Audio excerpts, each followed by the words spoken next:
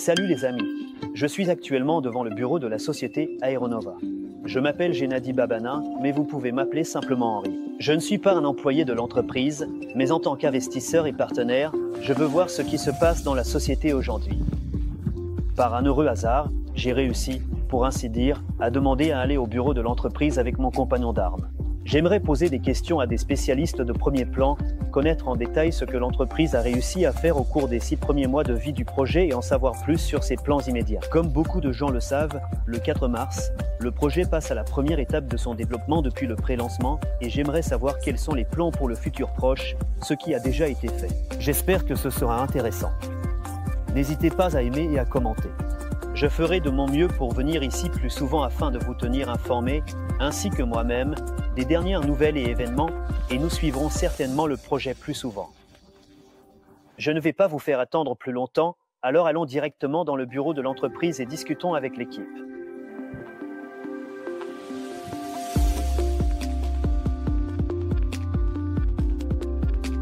Maintenant, nous sommes directement dans le bureau de la société Aeronova. La dernière et unique fois où je suis venu ici, c'était en novembre, après une grande conférence à Moscou. À cette époque, le bureau était encore assez vide. Voyons donc ce qu'il y a ici maintenant. Allons jeter un œil.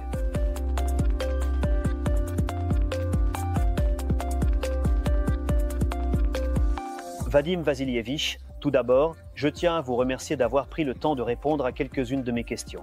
Vadim Vassilievich est notre chef designer chez Aeronova. D'après ce que je sais, le lancement du premier dirigeable Nova 1 est prévu dans un avenir proche. C'est encore un dirigeable sans pilote.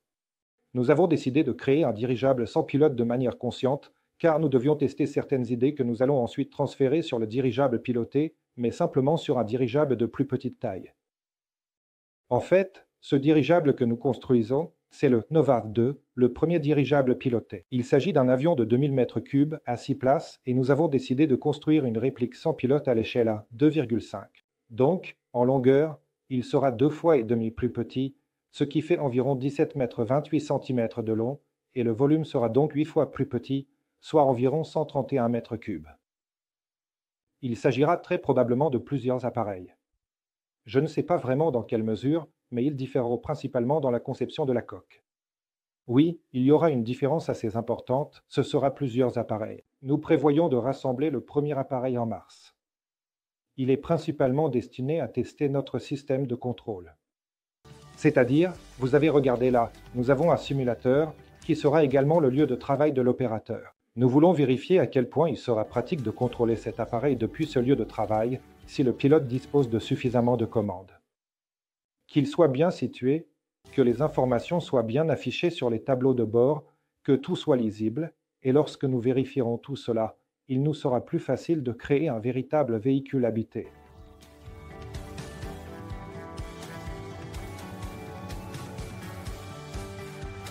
Ami, Alexandre a gentiment accepté de partager un peu de son métier. Alexandre est impliqué dans le prototypage, si je comprends bien. Quelques mots sur ce que tu fais. Qu'est-ce que tu fais en ce moment? En ce moment, nous fabriquons actuellement une valve pour le dirigeable, un modèle relativement petit sans pilote qui sera lancé prochainement. Au début, on développe un modèle 3D dans le système support, c'est-à-dire un système de conception assisté par ordinateur. Ensuite, on l'imprime sur l'imprimante 3D. Ici, on a des imprimantes 3D. On charge le fichier directement depuis l'ordinateur via le Wi-Fi et ça s'imprime tout de suite. Ensuite, on assemble tout ça sur cette table. Un petit mot sur le rôle de cette valve. Elle va juste libérer la pression en trop. Donc, il y a en gros 2 valves différentes dans le dirigeable. Une est sur le volume de gaz, enfin, sur l'hélium pour être précis, et l'autre est sur l'air. Donc, le rôle de cette valve qui est sur le volume de gaz, sur l'hélium, c'est de libérer le gaz en trop, si jamais il y a une. Il s'agit plutôt d'une situation d'urgence, car l'hélium doit être conservé. Et le deuxième concerne le volume d'air, où il travaille constamment en conjonction avec le ventilateur, c'est-à-dire qu'il maintient une pression constante de tout le volume. Lorsque le dirigeable modifie son altitude, Le gaz contenu dans le volume principal du dirigeable se contracte ou se dilate en fonction de la pression atmosphérique environnante et le volume d'air supplémentaire est utilisé pour assurer que la pression interne reste constante et équilibrée.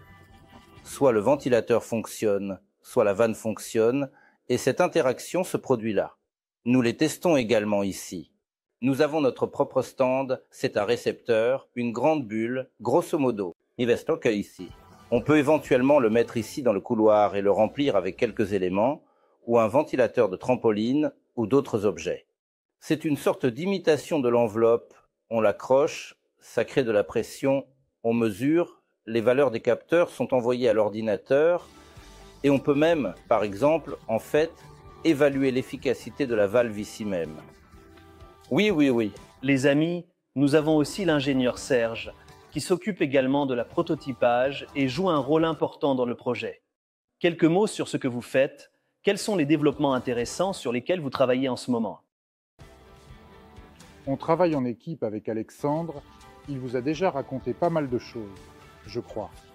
Pour ma part, je me spécialise en ce moment sur le ventilateur qui sera installé sur le dirigeable sans pilote, avec quelques détails supplémentaires.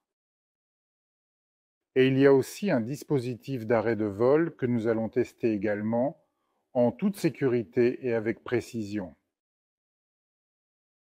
Comment ça va fonctionner à peu près? Il y aura un émetteur radio ici qui va recevoir le signal. Et en cas d'urgence immédiate, un signal sera immédiatement envoyé à lui et une tension sera appliquée sur le fil en nichrome et rapidement. Ici, il y aura une membrane qui va simplement se consumer. Donc, un trou va s'ouvrir, c'est une sorte de valve d'urgence et la pression dans l'enveloppe va être relâchée. Ventilateur, remplir enveloppe fonctionne. Comme un compresseur l'air vient là. Oui. Lorsqu'une diminution se produit, la pression chute et la coque, pour conserver ses propriétés, doit être complétée par de l'air. Et à l'inverse, lors de la montée, on utilise la valve, parce que la pression atmosphérique diminue, donc l'enveloppe s'élargit. Et la pression est relâchée grâce à la valve, ce qui est crucial pour maintenir l'équilibre et la sécurité du système. Les chers amis, j'ai eu l'inoubliable chance de rencontrer aujourd'hui Dmitri, qui a accepté de nous montrer le fonctionnement de l'émulateur de contrôle du dirigeable. Dmitri, un petit commentaire. C'est un outil qui permet, si j'ai bien compris, d'apprendre à piloter un dirigeable, ou est-ce qu'il a peut-être d'autres fonctions supplémentaires? Oui, en ce moment, c'est ça. C'est un système complexe qui est conçu pour former les pilotes à piloter un dirigeable actuellement. À l'avenir, ce système innovant et avancé sera spécifiquement destiné à contrôler de manière efficace et précise des dirigeables à distance, tout en formant de manière exhaustive et détailler les pilotes sur des modèles réels et simulés. Et c'est entièrement votre développement? Voilà, on a donc assemblé tout ça nous-mêmes. C'est tout l'intérêt, oui. Nous l'avons collecté à l'aide de divers programmes. Une solution toute faite sur laquelle, oui, nous avons évidemment superposé notre développement qui pourrait également être utilisé pour nos tâches. Je sais qu'il y a eu plusieurs lancements de ballons récemment. Partagez avec nous les résultats obtenus. Qu'est-ce que vous espériez obtenir en les lançant? Quels résultats et objectifs précis étaient visés? Oui, maintenant que nous avons commencé à collaborer avec Aeronova, j'ai réussi à intéresser d'autres personnes à ce projet.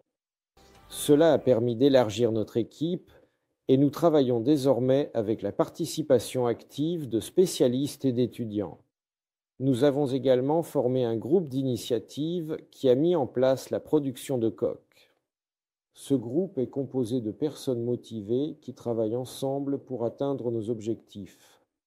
Grâce à cette collaboration, nous espérons réussir et inspirer d'autres à s'impliquer dans des projets similaires.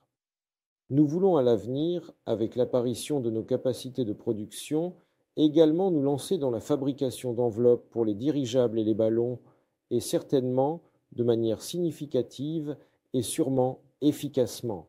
Pour l'instant, actuellement, nous voulons essentiellement résoudre les défis et principalement les problèmes liés au vol prolongé et particulièrement à très haute altitude. Les amis, avec nous, Boris Alexandrovitch Ivchenko. C'est le directeur du bureau d'études de la société Aeronova. Sur quoi travaillez-vous activement en ce moment? Peut-être avez-vous des nouvelles? Quels sont les objectifs à court terme? Nous essayons actuellement de procéder à l'essai, dans un avenir très proche, d'un petit modèle de dirigeable sans pilote en développement qui a un volume de 130 mètres cubes afin de tester et valider certaines technologies innovantes et avancées que nous voulons appliquer dans le projet ambitieux et révolutionnaire du Novat 2 qui est en cours de développement avec des caractéristiques uniques et des capacités exceptionnelles afin de garantir la réussite de notre projet qui est crucial pour notre succès futur. C'est déjà un appareil piloté 6 places avec un volume de 2000 mètres cubes. Donc, la technologie que nous avons et que nous voulons développer, qui est très avancée et innovant, est un système de contrôle numérique.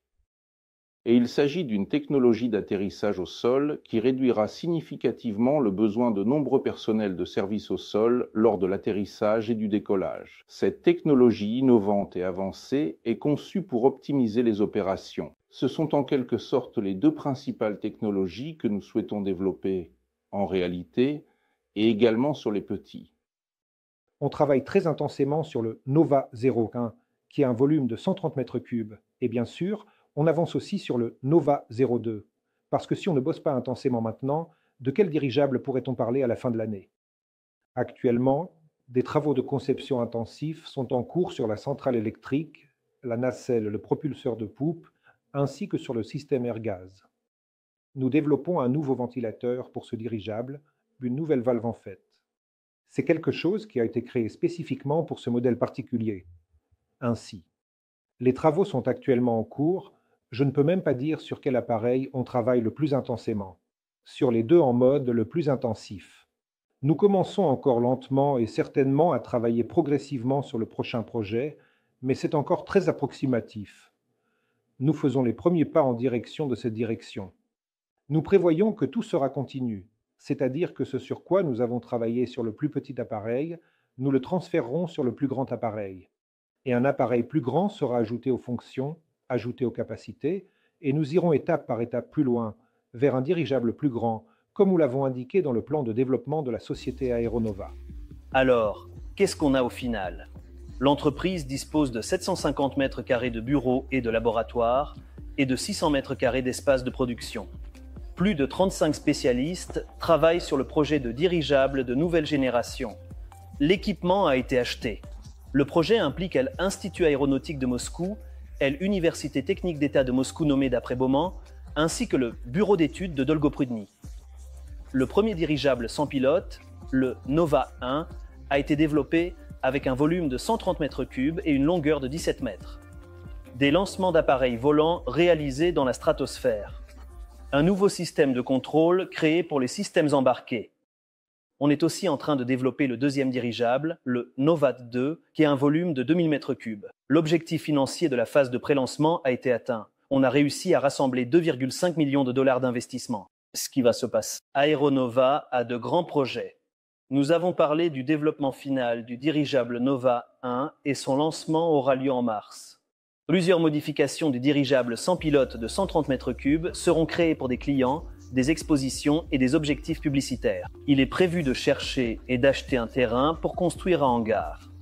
Dans les projets, le lancement de la production du Novat 2 d'un volume de 2000 mètres cubes.